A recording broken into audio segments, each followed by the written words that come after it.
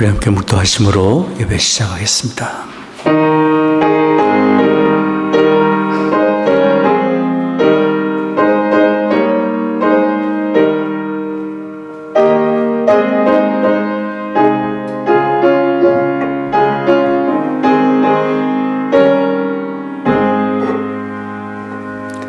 나는 주의 힘을 노래하며 아침에 주의 인자하심을 높이 부르리니 주는 나의 산성이시며 나의 환난 날의 피난처 시민이이다.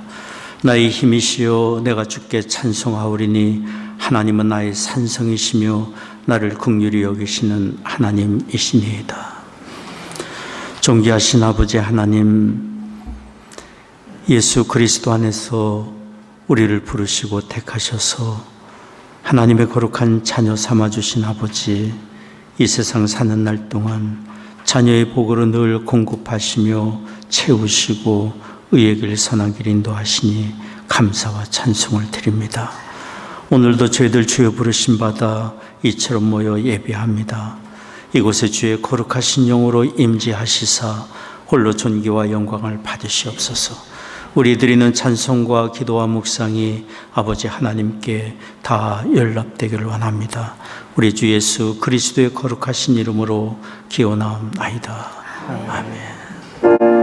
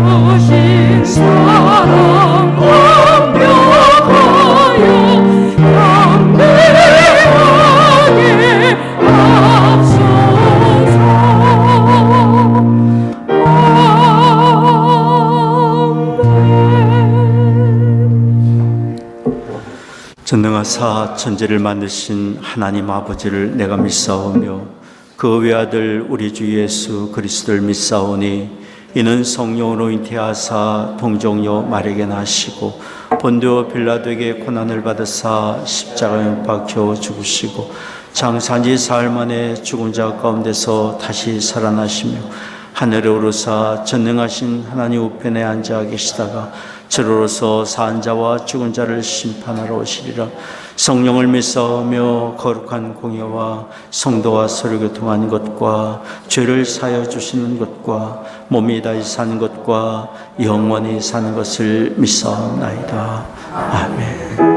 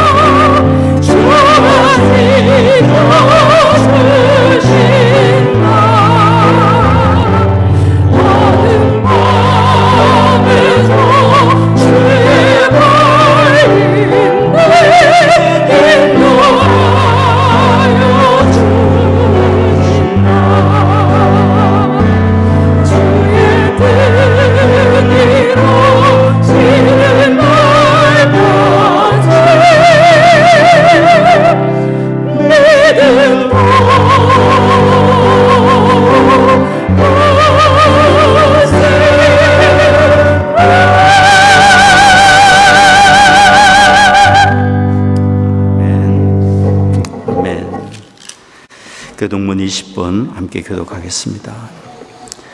지존자의 은밀한 곳에 거하는 자는 내가 여호와를 가리켜 말하기를 저는 나의 피난처요 나의 요새요 나의 의뢰하는 하나님이라 하리니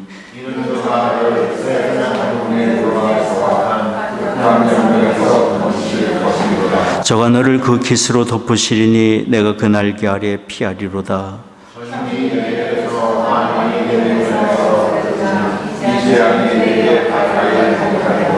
저가 너를 위하여 그 사자들을 명하사 저가 나를 사랑한즉 내가 저를 건지리라. 저가 내 이름을 안즉 내가 저를 높이리라. 아멘. 거룩하고 존귀하신 하나님 아버지, 어둠 속에서 방황하던 저희를 빛의 자녀로 삼아주시어 기쁨과 행복의 삶을 인도하시니 감사합니다. 풍성한 감사의 계절, 베풀어 주신 사랑과 은혜에 감사하며 오늘 주님 전에 나왔습니다. 예배 가운데 임재하시어 찬양과 경배 영광 받으옵시고 우리의 예배를 기뻐 받아 주시옵소서. 오늘 주님 앞에 고백한 것은 저희들의 죄와 허물 뿐이오니 가난하고 애통한 마음으로 채워주셔서 불우한 모든 것들을 사하여 주시옵시고 정직한 영으로 새롭게 하시어 정결한 마음으로 예배하게 하여 주시옵소서. 모든 만물의 주관자가 되시는 하나님, 시월의 가을을 보면서 자연을 통치하시고 운행하시는 하나님의 놀라운 비밀을 찬양하지 않을 수 없습니다. 짙은 녹음이 서서히 빛을 발하며 노란빛과 붉은 붓으로 물들어가고 들녘의 곡식들로 인하여 황금빛으로 들녘은 변합니다. 계절 따라 변하는 아름다운 풍경들, 하나님께서 이루어가는 자연의 섭리를 찬송합니다. 모든 만물이 하나님의 명령에 순종하고 각기 주어진 사명을 다하며 하나님의 높임을 많이 드러내시지, 우리들의 믿음의 신앙생활을 날마다 말씀과 기도로 하나님을 더 깊이 경험하고 알아가 온전한 믿음 가운데 인도함 받음으로 미쁘신 하나님 복음의 산 증인들이 되게 하시며 하나님 창조 섭리의 파수꾼들이 되게 하여 주시옵소서. 하나님의 공유와 은혜 가운데 큰 축복을 누리고 있는 우리들과 이 땅의 교회들이 하나님의 말씀과 진리에서 멀어져 가고 있음을 봅니다. 악한 세상 속에서 이 땅의 교회들이 먼저 회개함으로 하나님을 대적하는 죄악과 무지에서 돌이켜 하나님의 정의와 공의가 넘쳐나는 거룩한 교회들이 되게 하여 주시옵소서. 교회의 머리가 되시는 주님, 모자교 교회를 축복하셔서 어려운 가운데서도 이곳까지 인도하심을 감사합니다. 더욱더 낮아진 교회 되게 하셔서 주님을 더욱 의지하고 순종하며 주님의 영광만 드러나는 교회 되게 하옵시고 하나님의 능력을 체험하고 복음을 전파하는 교회 되게 하여 주시옵소서. 열방에 그리스도의 복음을 전하시는 선교사님들과 그 가정을 축복하옵시고 어렵고 힘든 선교 환경 속에서도 주님의 온전한 지혜와 열정으로 선교지를 섬김으로 그리스도의 지상 명령을 성취하고 하나님의 영광을 이루어 나가게 하여 주시옵소서. 이제 이보은 목사님을 통해 선포되는 진리와 생명의 말씀을 듣습니다. 저희 모두가 아멘으로 화답하고 말씀의 은혜를 쫓아 살아가기로 결단하는 믿음의 시간 되게 하여 주시옵소서. 또한 여러 가지 삶의 문제로 시험 들고 힘들어 지친 영혼들이 말씀을 통해 위로와 소망과 용기를 또한 얻게 하옵소서. 오늘 드려지는 모든 예배에 기름 부어 주시옵시고 주님 홀로 영광 받으옵소서.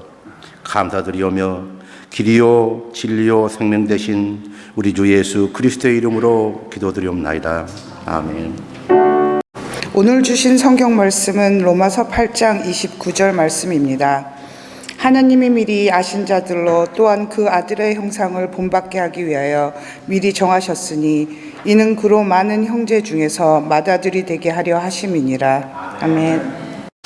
우리가 살면서 아무런 계획 없이 사는 것이 아니라 우리에게 특별한 목적과 계획을 가지고 산다면 매 순간 우리의 시간들은 의미가 있고 우리는 기쁨과 기대감을 가지고 시간과 삶을 경영해 가게 되리라 생각합니다.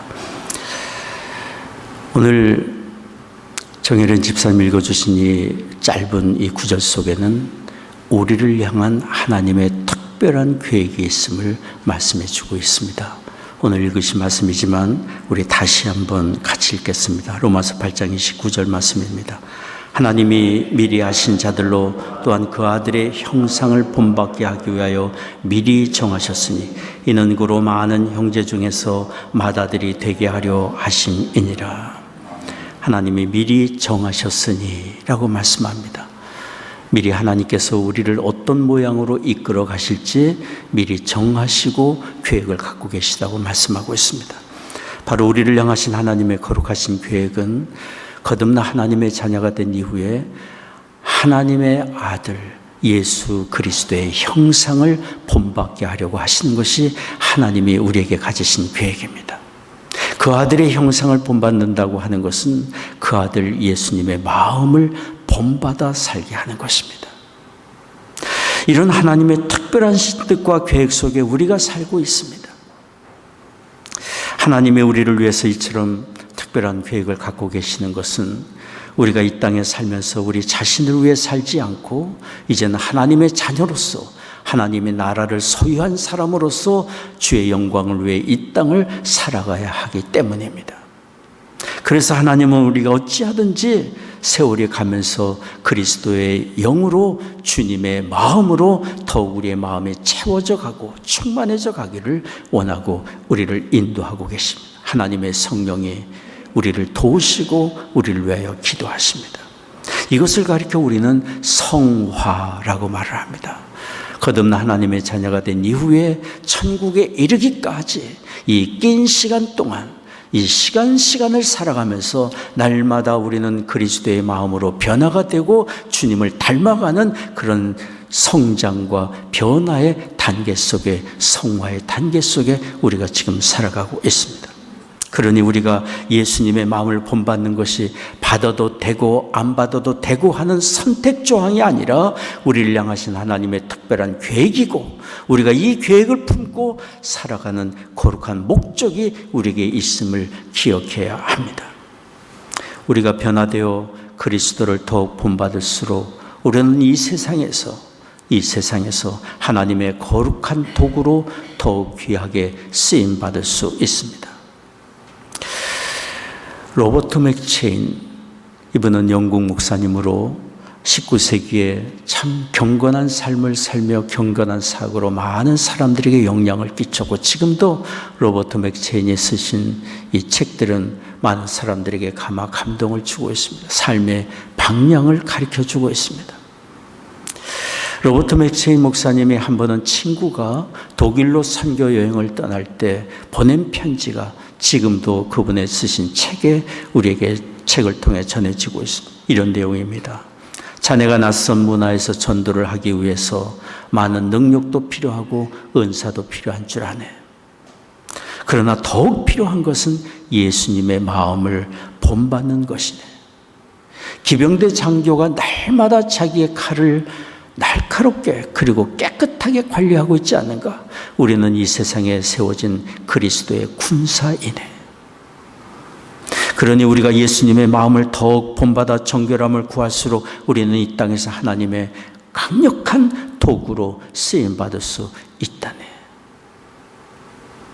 로버트 맥체인 목사님 말씀해 주신 이 이야기는 참 우리에게 무엇을 구하고 우리가 어디에 눈길을 두고 무엇을 추구하며 살아야 할지를 가르쳐주고 있습니다. 재능도 필요하고 은사도 필요하고 많은 삶의 자원도 필요하지만 더욱 우리에게 필요한 것은 예수님의 마음으로 충만해져 가는 것입니다. 그런데 감사한 것은 우리가 변화가 되고 자라가고 예수님의 마음을 더욱 본받아 가기까지의 과정에 우리 혼자 남겨두지 아니하시고 하나님의 성령이 우리를 도우신다는 사실입니다.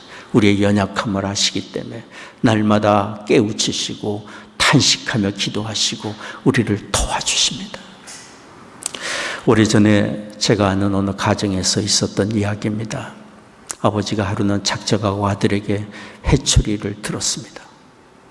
청소년 아들이 아무리 권면하고 아무리 깨우치고 아무리 가르치려고 해도 잘못된 습관을 버리지 않기 때문이었어요.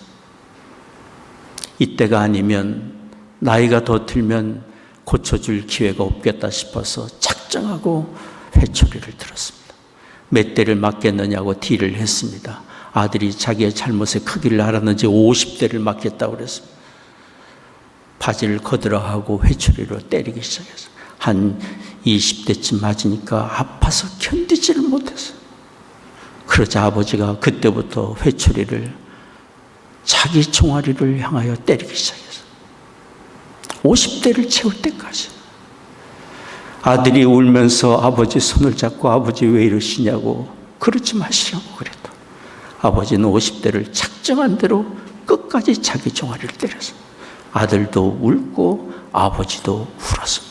울면서 자기 종아리를 때리고. 우리의 약함을 아시는 하나님의 성령이 이처럼 우리를 위하여 탄식하며 기도하시고 우리가 가야 할 길이 어딘지를 아시기 때문에 우리의 심령이 변화되어 그리스도의 형상을 본받기까지 이렇게 애를 쓰고 기도하고 도우고 계십니다. 사도 바울이 갈라디아 교회 성도들에게 편지를 보내면서 이렇게 말했어요. 갈라디아 4장 19절 말씀이에요. 나의 자녀들아 너희 속에 그리스도의 형상이 이루기까지 다시 너희를 위하여 해산하는 수고를 하거니 그리스도의 형상이 너희 마음에 이루어지기까지 해산하는 수고를 내가 한다고 그랬어요. 바울의 마음에 감동을 주시고 이 글을 써서 갈라디아 교회 성도들에게 전하게 하신 하나님의 성령이 그 하나님의 성령이 지금도 우리를 향하여 이처럼 간절한 마음으로 기도하고 계십니다. 그리스도의 형상을 본받기까지. 우리가 본받아야 될 예수님의 마음은 어떤 것입니까? 성경은 우리에게 꼭 집어 우리에게 확실하게 우리의 마음에 품을 주님의 마음이 무엇인지를 말씀해 주고 계십니다. 우리 한번 같이 읽겠습니다. 빌립보서 2장 5절에서 8절까지 말씀입니다. 너희 안에 이 마음을 품으라. 곧 그리스도 예수의 마음이니 그는 근본 하나님의 본체시나 하나님과 동등됨을 취할 것으로 여기지 아니하시고 오히려 자기를 비워 종의 형체를 가져 사람들과 같이 되었고 사람의 모양으로 나타나셨으며 자기를 낮추시고 죽기까지 복종하셨으니 곧 십자가에 죽으심이라. 빌립보서 2장 5절에 이 말씀을 하기 전에 사도 바울은 빌립보 교회 성도들에게 보내는 서신에서 형제간에 다투고 분열하고 미워하고 시기하고 질투하고 미움 속에 사는 그런 상황을 지적하고 깨우치면서 우리가 어떤 마음을 품어야 할지 방향을 제시한 것입니다. 종의 영체를 가져 우리를 섬기신 주님의 마음을 품으라고 말씀하고 있습니다. 예수님이 누구십니까? 하나님의 본체 되시는 분 아닙니까? 하나님의 아들로서 존귀와 영광을 받으셔야 됐고 그 자리에 계셔야 될 분이지만 내려오셨어요. 다 버리고 우리 사람의 모양으로 내려오셨어요. 낮아지셨어요. 종의 모양으로 우리를 섬기셨습니다. 우리가 있어야 될 심판의 자리, 주께서 친히 죄인의 모양이 되셔서 그 자리에 쓰셨고 십자가에서 대속의 제물이 되어주셨습니다. 우리 주님이 지신 십자가는 당시 가장 악한 죄인에게 내려진 가장 잔인한 형벌이었습니다. 하나님의 아들이, 하나님의 아들이. 인류 역사상 그 시대에 가장 잔인한 죄수에게 내려진 형벌의 자리에 쓰시게 된 것은 무엇 때문입니까? 그렇게까지 하셔야 되는 이유가 뭡니까? 그렇게 하지 아니하면 우리를 살릴 수 없기 때문에, 우리의 죄짐을 대신 지시기 위해서이기 때문에.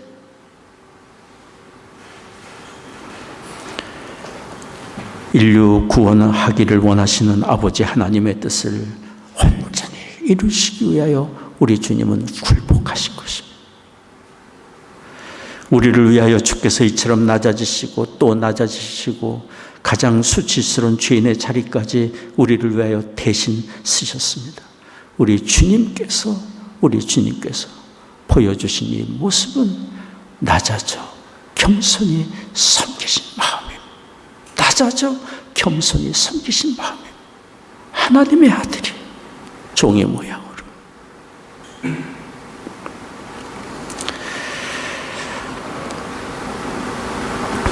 우리가 본받을 주님의 마음은 우리 자신을 낮추는 겸손입니다. 우리 자신을 낮추는 겸손입니다. 겸손은 나 자신을 낮춤으로 다른 사람을 귀히 여기고 높이고 세워주는 것입니다. 겸손이란 이야기를 할 때 이 세상 흐름에 어울리지 않는다고 생각할 수 있습니다.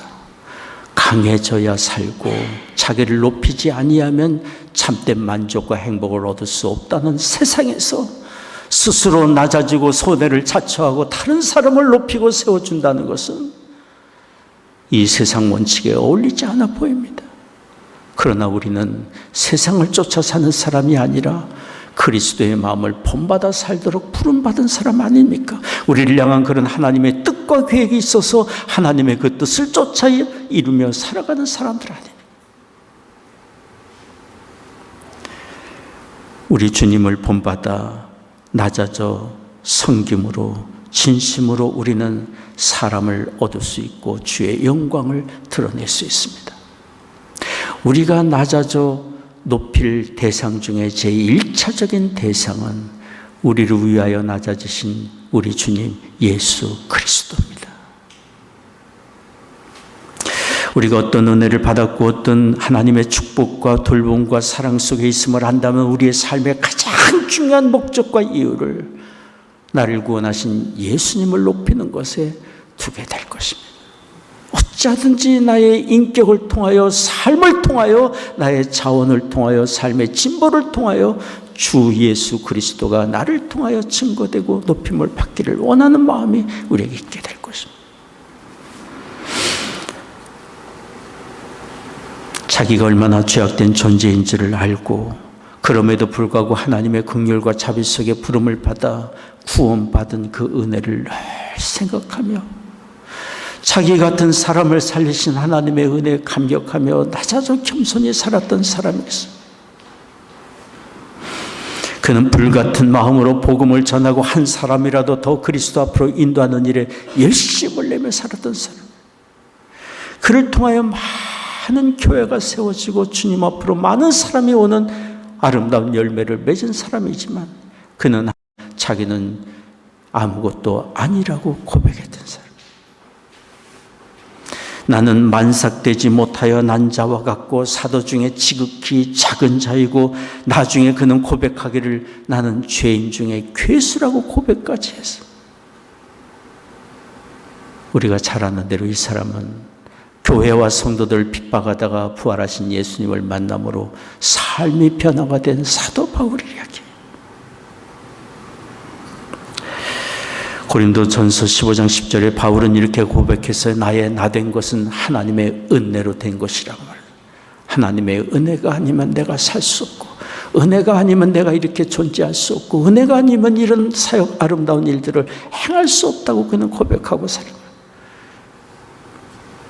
낮아짐으로 그는 큰 사람이 되었고, 낮아짐으로 그를 통하여 그리스도가 높임을 받으시는 그런 삶을 살았어요. 우리가 사도 바울의 서신을 읽다 보면은 그가 많은 사람에게 때로는 조롱도 받고, 당신은 12 제자로 주님에게 직접 택함 받지도 않은 사람인데 어찌 당신이 사도냐 조롱하는 사람도 있었고, 그의 과거의 죄목을 들먹이는 사람도 있었고, 비난이 있고 핍박을 받고 죽음의 수많은 고통을 당하는 가운데서도 바울은 나 같은 사람 살리신 하나님의 은혜를 생각하며 그래도 살고 그래도 주를 위하여 일할 수 있는 기회를 주신 것에 그는 감격했습니다. 어찌하든지 그의 삶의 목적은 자기의 삶을 통하여 그리스도가 증거되는 것이기 때문에 사람과 다투려 하지 않았습니다. 그가 겸손히 낮아질수록 주님은 그를 강력하게 사용하셨고 그를 통하여 영광을 받으셨습니다. 존 칼빈, 우리가 너무도 잘 압니다. 기독교 강요를 쓰시고 프랑스의 종교개혁을 운동을 이끌었던 16세기에 탁월한 개혁주의 신학자입니다. 존 칼빈의 삶의 뚜렷한 목표는 오직 예수였습니다. 오직 예수였습니다. 그는 몸에 약해 위장병으로 고생했다고 합니다. 그런 약함 가운데서도 그는 예수 그리스도를 증거하고 그를 위하여 증거하며 많은 책을 쓰며 어찌하든지 예수님을 증거하는 일에 온 힘을 다해 살았습니다. 칼빈은 말년에 사람들에게 높임을 받고 추앙을 받자 걱정이 되었어요. 그래서 자기가 죽으면 자기 무덤에 자기 이름을 새기지 말라고 그랬어요. 비석을 새기지 말라고 그랬어요. 사람들이 알아보고 자기를 추앙할까 봐요. 지금도 그의 무덤을 찾을 수 없다고 합니다. 훗날 많은 사람들이 존 칼빈을 기리기 위해서 제네바의 시내 공원에 그의 기념 묘비를 만들어 놓고 거기다가 JC라는 두 글자를 적어 놨다고 합니다. JC라는 것은 Jesus Christ의 약자라고 합니다. 생전에 존 칼빈이 어찌하든지 자기의 삶을 통하여 예수 그리스도가 증거되고 높임받기를 원했던 그의 뜻을 알았기 때문에 사람들이 그의 몸 위에 이렇게 적어 놓은 것이라고 합니다. 우리가 더욱 낮아져 더욱 섬기고 높여야 할 분은 날 위해 죽으시고 다시 사신 예수 그리스도입니다. 이렇게 우리의 삶을 통해 주님을 높이고자 하는 거룩한 목적이 우리에게 있다면 삶에 어떤 시련이 있다 할지라도 우리는 흔들리지 않게 될 것이고 용기와 소망을 가지고 맡겨주신 삶 경영해 갈 수 있으리라 믿습니다. 또한 우리가 낮아져 섬겨야 할 대상은 날마다 우리가 대하는 이웃입니다. 가족의 내 자녀가 될 수 있고 일터의 동료가 될 수 있고 마주 대하는 이웃이 될 수 있습니다. 우리가 대하는 그 사람들은 평범한 사람들이 아니지 않습니까? 우리 주님이 죽기까지 사랑하시고 지금도 위하여 기도하고 계시는 주님께 사랑받는 존귀한 사람들 아닙니까? 그러니 우리가 주님을 섬기듯 다른 사람을 섬기는 그런 삶이 우리에게 있어야 될 것입니다. 우리는 더 이상 우리 자신을 위하여 살지 않고 우리를 위하여 죽으시고 다시 사신 그리스도를 위하여 살도록 부름받은 사람이고 어찌하든지 주님의 마음을 본받아 사는 그런 삶을 살도록 하나님의 뜻 가운데 인도함을 받고 있기 때문에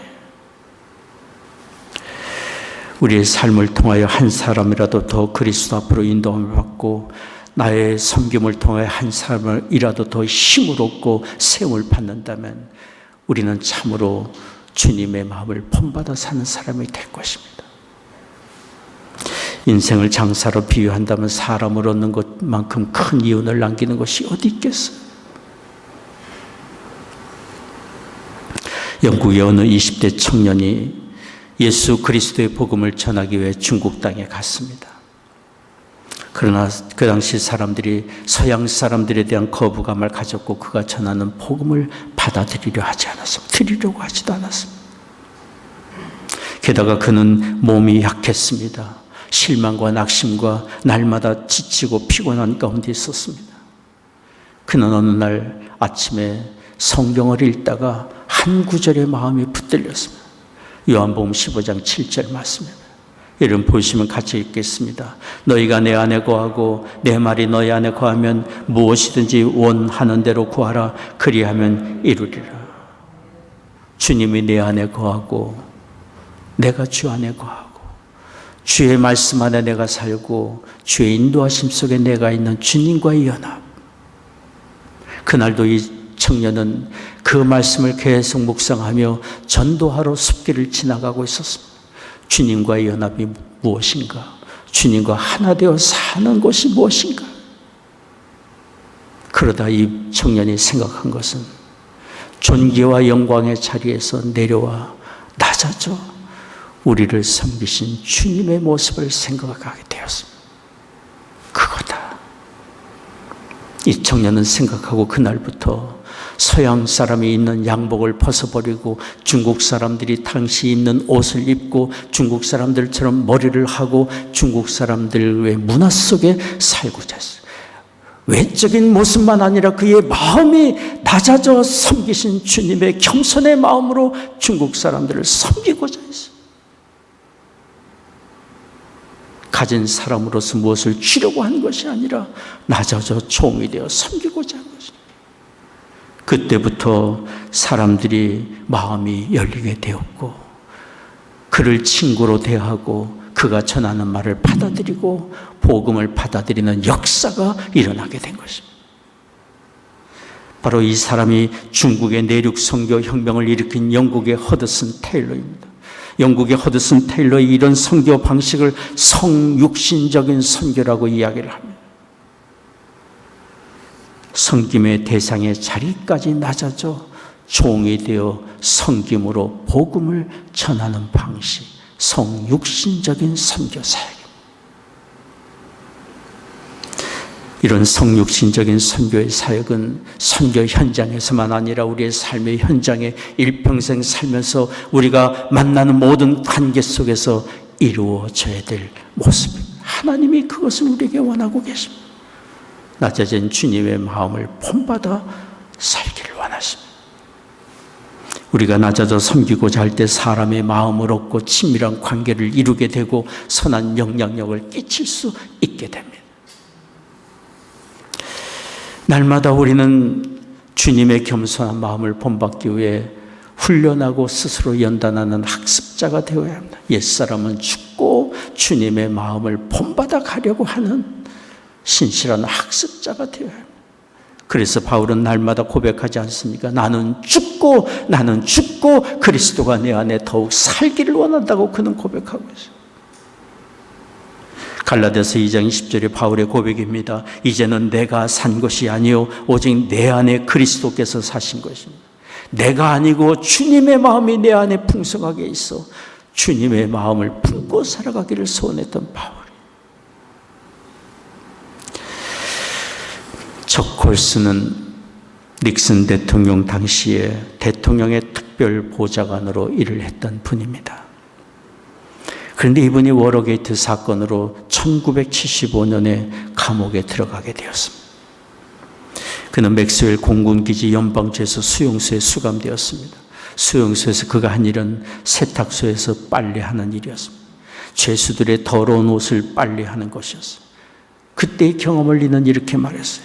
여름에는 지독하게 더웠다. 나는 땀에 찌든 다른 죄수들의 네이와 갈색 작업복을 분류하는 일을 끝없이 해야 했다. 나에게 할당된 일은 단지 세탁만 아니라 나의 자아를 부수는 일이었다. 다른 사람의 옷을 빠는 일은 그들의 더럽고 냄새나는 몸과 발을 닦아주는 것과 다를 바 없었기 때문에 나는 끝없이 낮아져야만 했다. 대통령 특별 보좌관으로 교만하기만 했던 자기의 자아가 부서지는 경험을 감옥소에서 그는 하게 된 것입니다.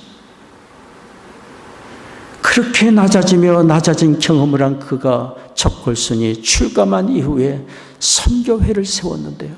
감옥 선교회를 세웠습니다.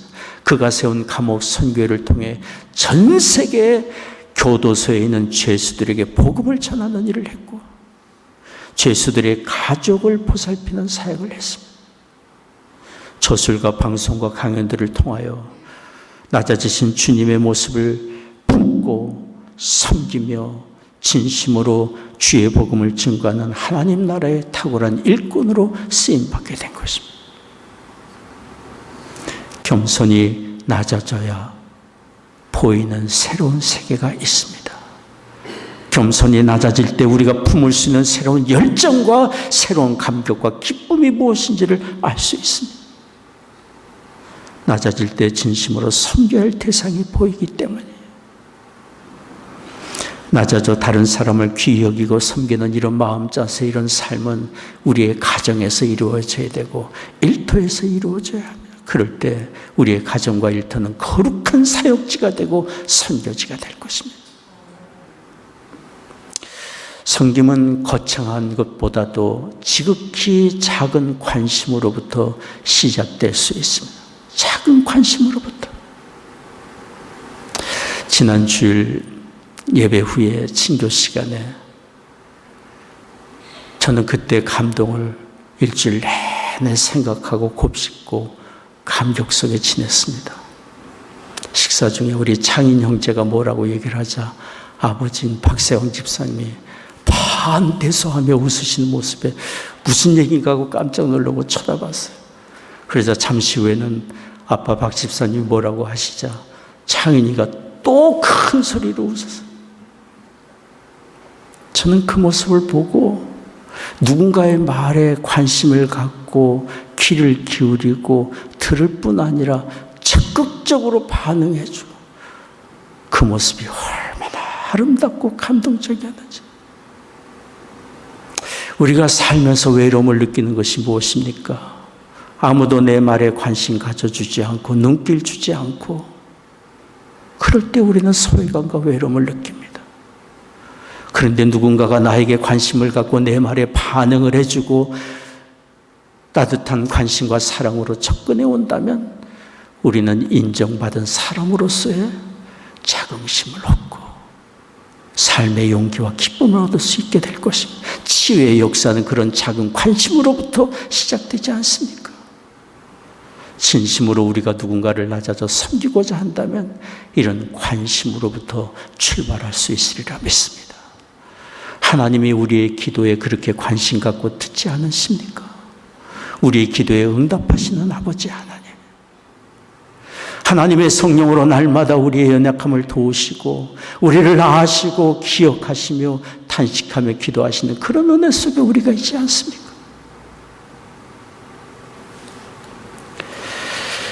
우리가 낮아져 겸손히 섬기고자 한다면 한 단계 더 나아갈 자리가 있습니다.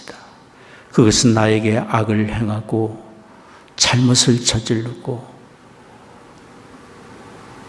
나를 분노케 한 사람에 대한 긍휼과 사랑의 마음입니다. 우리가 그런 긍휼과 너그러운 마음을 품는다면 언제든지 찾아올 수 있는 섭섭함을 이길 수 있고 마음의 실망감과 미움과 다툼과 분열을 우리는 이겨낼 수 있습니다. 우리 주님은 실망스러운 제자들을 사랑하시되 끝까지 사랑하셨다고 요한복음 13장 1절에 기록하고 있습니다.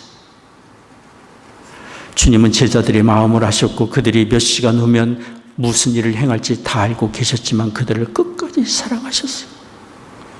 십자가를 지시던 전날 밤 식사하던 자리에서 우리 주님이 일어나셔서 허리에 수건을 동이시고 대하에 물을 떠다가 제자들의 발을 닦아주셨어요. 그 가운데는 잠시 후면 주님을 팔아넘길 가룟 유다에도 있었어요. 그러나 주님은 가룟 유다의 발을 닦아주셨고 주님을 계속 의심의 눈으로 바라보는 토마, 의심 많은 토마의 발도 닦아주시고 잠시 후면 주님을 모른다고 3번이나 부인할 베드로의 발도 닦아주시고 십자가의 사건 때 뿔뿔이 흩어져 도망칠 제자들의 발을 하나씩 하나씩 주님 닦아주셨습니다. 종의 자리에서 사랑의 긍휼의 마음으로, 긍휼의 마음으로. 주님의 십자가의 사건이 지나고 부활하신 후에 디베랴 바닷가에 고기 잡이하는 제자들에까지 주님이 찾아오셨어요. 그리고 베드로를 만나 주셨어요. 한 번쯤이라도 실망스럽다, 내가 어떻게 그럴 수 있겠느냐, 베드로를 책망하실 만도 한데 주님은 한 번도 그런 말씀 언급하지 않으셨어요. 내가 나를 사랑하느냐, 내 양을 돌보아 달라. 3번이나 간곡하게 부탁하시고, 넘어지고 쓰러지고 실망과 죄책감에 빠진 베드로의 손을 잡아 일으켜 세워주시고 거룩한 주의 사역의 길에 그를 통참시키신 주님의 마음에,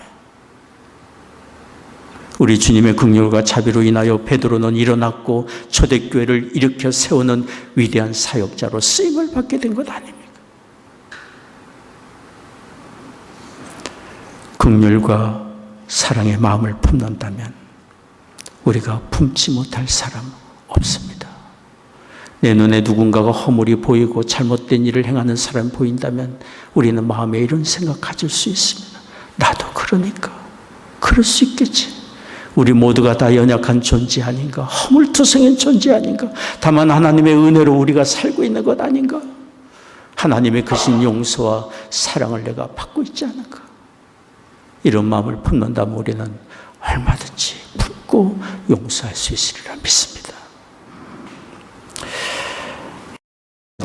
남아프리카의 바벤바족의 이야기입니다. 그 사회는 범죄 행위가 거의 없다고 합니다. 만약에 누군가 잘못을 저지르는 행위가 있다면 그 마을 사람들이 그 죄를 진 사람을 다스리는 방식이 있다고 합니다. 그것은 그 사람은 마을 한복판에는 광장에 앉혀놓고 온 마을 사람들이 나와서 그 사람을 둘러서 있는 것입니다. 그리고는 그를 향하여 큰 소리로 돌아가면서 한마디씩 하는 거예요. 그의 잘못과 저지른 죄악을 지적하고 책망하는 것이 아닙니다. 그를 향한 칭찬의 말을 하는 것입니다. 과거에 그가 잘한 선행들, 그가 어떤 일을 행한 것, 좋은 점, 착한 점, 장점들을 드러내어 한마디씩 어른에서부터 아이들에게 이르기까지 칭찬의 말이 떨어질 때까지 몇 시간이고 며칠이고 계속해서 그 사람에게 칭찬의 말을 합니다. 그러면 마을 한복판에서 그 이야기를 듣던 이 사람이 눈물을 흘리고 통곡하며 내가 잘못했습니다. 다시는 이런 부끄러운 모습 보이지 않겠습니다. 나에게 베푼 이 용서와 사랑 기억하고 바르고 잘 살겠습니다. 이 마을을 위해 헌신하겠습니다. 회개하는 과정이 있게 된다고 합니다. 그렇게 되면 온 마을 사람들은 그때부터 축제의 분위기를 갖게 되고 잃었던 사람을 되찾은 감격과 갈라질 뻔했던 관계가 치유되고 회복되는 감격에 그들은 축제를 벌이며 노래를 부른다고 합니다. 영원히 허물과 죄로 인하여 죽을 수밖에 없었던 우리를 위하여 자신의 생명을 내어주신 예수 그리스도 그 은혜를 우리가 생각한다면 바벤바족 사람들 이상으로 우리는 허물과 잘못된 사람을 품고 용서할 수 있으리라고 믿습니다. 그런 자원이 우리에게는 없지만 우리가 품고자 하는 예수 그리스도의 마음이기 때문이에요. 그러니 다른 사람의 약점과 허물을 너그럽게 대하고 관대하며 낮아져 섬기며 다른 사람을 세우고 살리고자 하는 그런 마음을 갖고 사는 겸손한 사람, 자신을 낮추는 겸손한 사람은 정말 어디에 있든지 환영받고 귀히 쓰임을 받을 만한 매력적인 사람이라고 믿습니다. 우리 주님 예수님의 이런 마음을 본받는 우리가 되기를 원합니다. 오늘 말씀 다시 한번 읽겠습니다. 로마서 8장 29절 말씀 같이 읽겠습니다. 하나님이 미리 하신 자들로 또한 그 아들의 형상을 본받게 하기 위하여 미리 정하셨으니 이는 그로 많은 형제 중에서 맏아들이 되게 하려 하심이니라. 이 은혜가 우리에게 있기를 원합니다. 기도하겠습니다. 자비로우신 아버지 하나님, 우리를 자녀 삼아 주실 뿐 아니라 이 땅에 살아가며 주 예수 그리스도의 마음을 본받아 변화되고 성장해 가기까지 우리를 도우시고 인도하시는 아버지 하나님께 감사와 찬송을 드립니다. 우리를 향하신 하나님의 이런 거룩한 계획이 있음을 알고 참으로 우리의 심령을 예수님의 마음으로 더욱 충만케 되기까지 훈련하고 연단받고 목적을 정하고 살아가는 우리가 되도록 축복해 주옵소서. 예비하며 주 앞에 헌금을 구별하여 드립니다. 우리의 심령을 드리며 삶을 드립니다. 허락해 주신 가정마다 믿음과 사랑으로 든든히 세워져 가게 하여 주옵시고 우리의 자녀들 이룬 가정과 학업의 현장과 일터에 하나님의 크신 은혜 내려주시사 주 예수 그리스도의 마음을 품고 살아가는 우리의 자녀들 되게 하여 주옵소서. 경영하는 사업마다 다 잘되게 하시고 일터마다 복된 장소들이 되게 하여 주옵소서. 육신 연약한 교우들이 있습니다. 이 시간 치유의 광선을 비추어 주시사 모든 질병과 연약함 굴복하여 떠나가게 하여 주옵소서. 마음에 주님 주시는 참된 평안과 위로와 소망을 얻게 하여 주옵소서.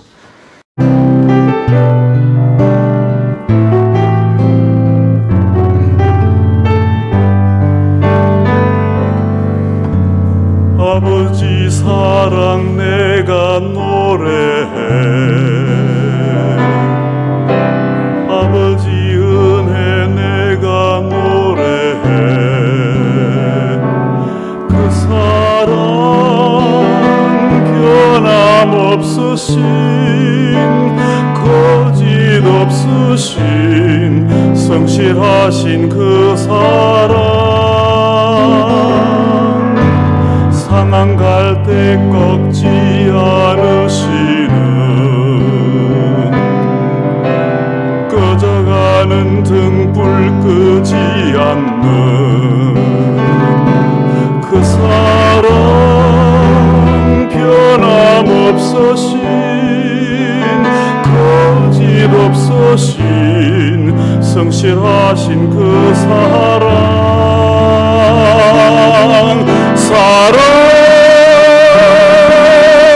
그 사랑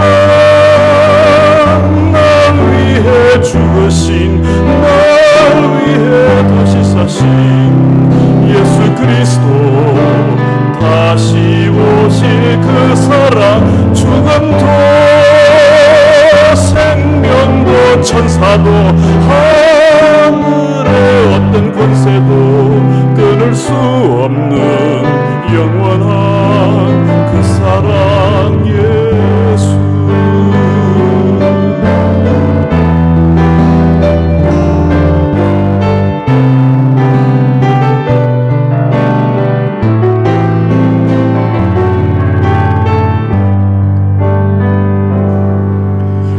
아버지 사랑 내가 노래해 아버지 은혜 내가 노래해 그 사랑 변함없으신 거짓 없으신 성실하신 그 사랑 상한 갈대 꺾지 않으시는 꺼져가는 등불 꺼지 않는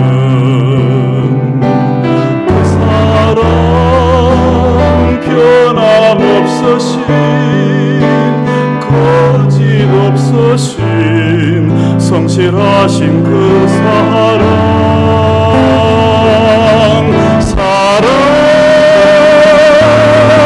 그 사랑 날 위해 죽으신 날 위해 다시 사신 예수 그리스도 다시 오실 그 사랑 죽음도 생명도 천사도 하늘의 어떤 권세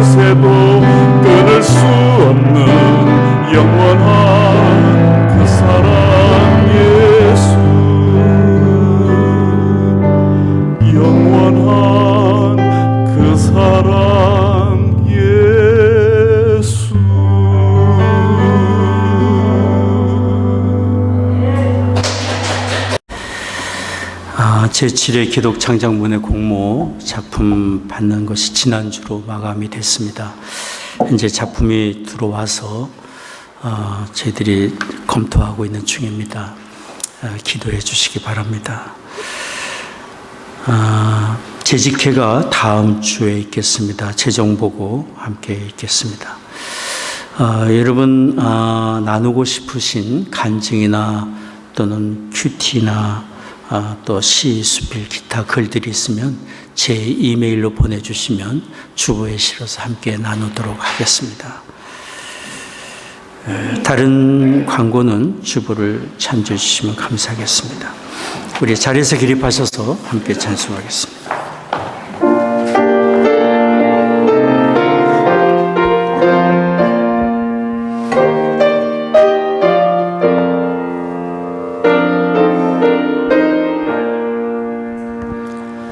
주님의 마음을 범하는 자, 그 마음에 경감이 찾아오고 험악한 세상을 이기며 하늘나라가 이 맘이로다.